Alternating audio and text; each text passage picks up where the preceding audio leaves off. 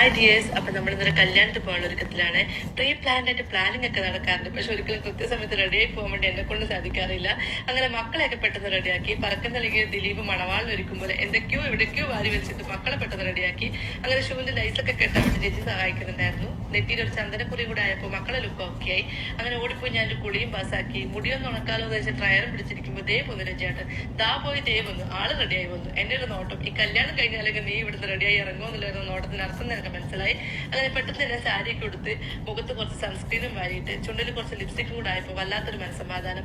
അങ്ങനെ കണ്ണാടി നോക്കി കുറച്ച് ഓപ്പറായിട്ടൊക്കെ കാണിച്ച് കയ്യിൽ കുറച്ച് കുപ്പിയോളം കൂടെ ആയപ്പോൾ എന്റെ ലുക്ക് ഓക്കെ ആയി. സാരി എടുത്തിട്ടുണ്ടെങ്കിൽ എവിടേക്കും പോകുമ്പോൾ കുപ്പിയോളം ഇടാന്നുള്ളത് എനിക്ക് ഭയങ്കര ഇഷ്ടമുള്ളൊരു കാര്യമാണ്. അങ്ങനെ പെട്ടെന്ന് ആളോട് ചോദിച്ചു ലുക്ക് എങ്ങനെ, ആൾക്ക് ഭയങ്കര ഇഷ്ടമായി എന്ന് പറഞ്ഞു. അങ്ങനെ രാവിലെ വാങ്ങിക്കൊടുത്തുന്നൊരു ചെരുപ്പ് ഉണ്ടായിരുന്നു. ആ ചെരുപ്പ് ഇട്ട് ഞങ്ങൾ കല്യാണത്തിൽ പോകാൻ പോവാണ്.